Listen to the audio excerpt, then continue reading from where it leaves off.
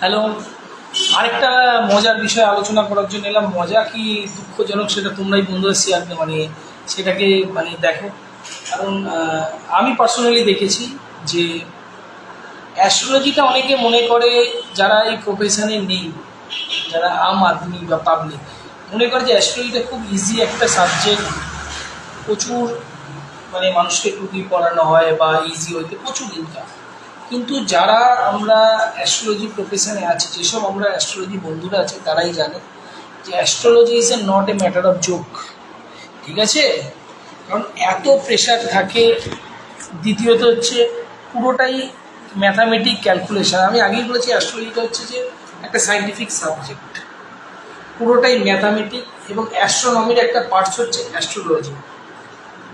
হ্যাঁ, আমরা হয়তো আমাদের গ্রহ নক্ষত্রর বিচার অনুযায়ী হয়তো অ্যাস্ট্রোলজার হয়েছি বা অ্যাস্ট্রোলজি প্রফেশনে আমরা কাজ করছি, এটা আমাদের হয়তো জীবিকা নিশ্চয়ই নির্ভর করে। কিন্তু আমরাও তো আর পাঁচটা মানুষের মতো মানুষ। কিন্তু অনেকে মনে করে যে অ্যাস্ট্রোলজিটা খুব ইজি হয়ে, এটা খুব সস্তা জিনিস, খুব সহজে এই জিনিসটা করা যায়, যে কেউ পারে, এইটা মনে করে যে কেউ পারে। সেই জন্যে দুটো সার্ফ এক্সেল দিলে একটা সার্ফ এক্সেল ফ্রির মতো অনেকে এই অফারটাকে নেওয়ার চেষ্টা করে। হয়তো দুজন দেখালো, দাদা এটা একটু দেখে দিন না। এটা কি?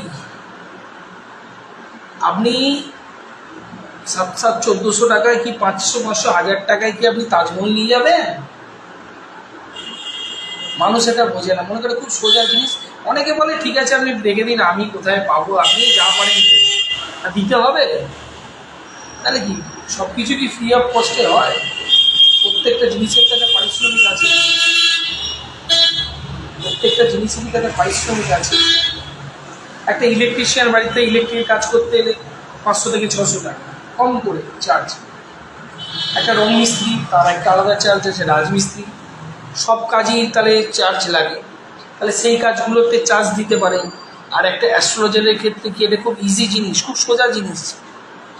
হ্যাঁ, তাকে চার্জ দিতে গেলে বা তাকে করতে গেলে এগুলো কিছু কিছু, আমি সব ক্লায়েন্টকে বলবো না বা সব লোককে আমি এই দোষটা দেবো না, কিছু কিছু আমি ইয়েদের ক্ষেত্রে দেখেছি, কিছু কিছু মানুষের মানসিকতা থাকে খুব নিচ টাইপের।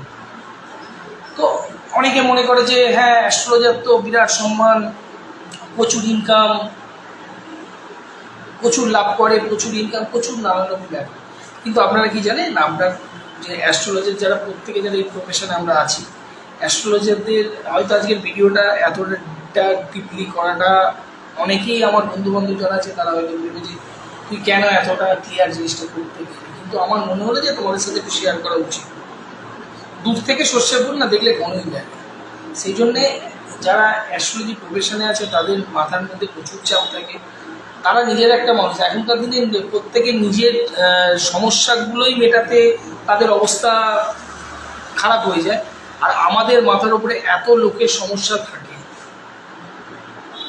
কেউ বলছে কারো বিয়ে, কারো চাকরি, কারো নানান রকম। হ্যাঁ, আমরা পয়সার জন্য হয়তো পেটের খাতিরে আমরা শিখেছি, কর্মের খাতিরে আমরা এই কাজটা করি। আমাদের ওপরেও কিন্তু এই গ্রহ নক্ষত্র নিয়ে আমরা যে কাজ করি, আমাদের ওপরেও কিন্তু গ্রহ নক্ষত্র প্রচুর এফেক্ট পড়ে। এটা হয়তো শুনতে অনেকে হাস্যকর মনে হবে, কিন্তু নটে এটা জোক। আমি বা আমরা যারা এই প্রফেশনে আছি, আপনার খারাপ টাইম যাচ্ছে, সেই খারাপ টাইমটাকে কাটানোর আমরা চেষ্টা করছি। সেই গ্রহর কোপটা আমাদের উপর পড়ে না। আমরা হয়তো পয়সার জন্য পেটের খাতিরে করি, আপনাকে ভালো রাখার জন্য, বা আমরা শিখেছি বা ভালো করার চেষ্টা করি। তাছাড়া আমাদের যে কোনো জিনিসই একটা পরনির্ভরশীলতা থাকে, যে অ্যাস্ট্রোলজার মানে এটা করতে পারবে না, ওটা করতে পারবে না। আমরাও তো মানুষ, আমাদেরও তো ফ্যামিলি আছে, আমাদের তো বউ বাচ্চা আছে। তো সেক্ষেত্রে দ্বিতীয়ত হচ্ছে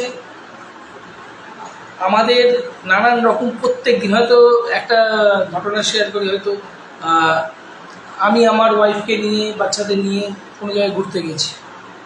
মুড খুব ভালো যে আজকে না, আমার আজকে কাজ আমি করবো না, আজকে চল আজকে ট্যুরে যাই বা বাইরে আছি। তো সেক্ষেত্রে সেখানে এমন একটা ফোন এলো বা এমন একটা ক্লায়েন্টের পুরো মানে মেন মানে পুরো মেন্টালটা একদম খারাপ করে দিল, মাথাটা মুডটাই অফ করে দিল। তো এই তো আমাদের প্রফেশন।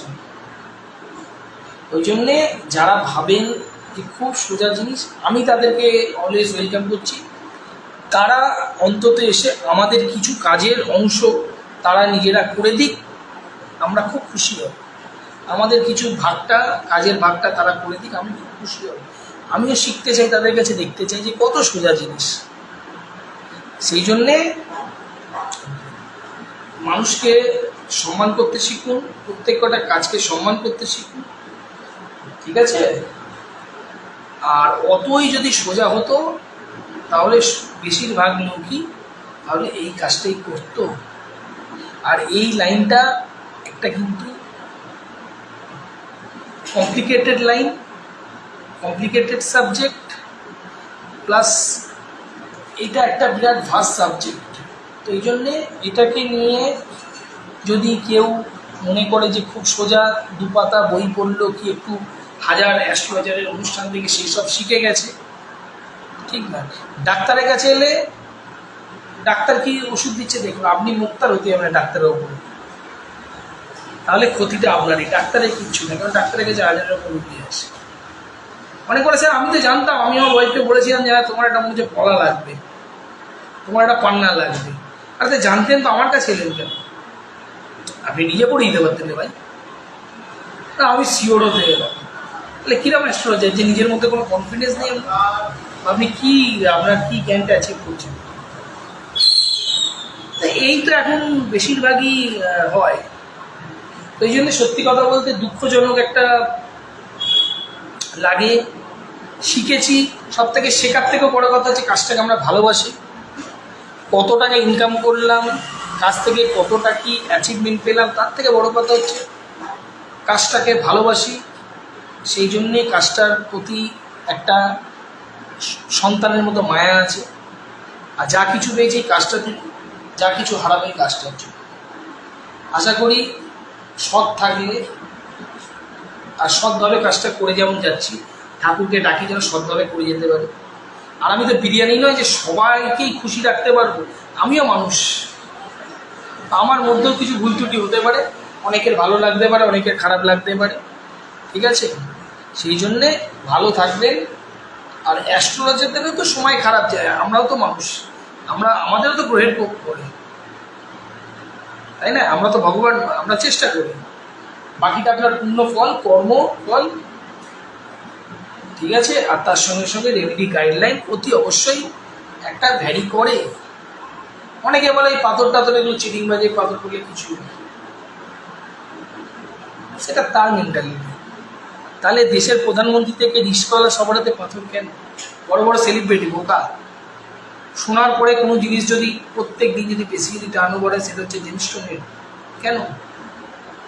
কয়েক লাখ কোটি লোকের জীবিকা চলছে, কেন? প্রত্যেকটা মানুষ বোকা। একটা পাগলও নিজের ভালো বোঝে। সেই জন্যে পাথর যদি অরিজিনাল জেনুইন হয়, পাথর কথা বলে, এটুকু চ্যালেঞ্জ। কারণ আমরা আমাদের নিজেদের জীবনে দেখেছি। আর সময় যখন ফরএভার আসবে, তখন কোনো প্রতিকূলতাই আপনাকে আটকাতে পারবে না। সেই জন্যে নিজের ওপরে বিশ্বাস রাখুন, সৎভাবে থাকুন, মানুষের ভালো করার চেষ্টা করুন, ভালো হবে।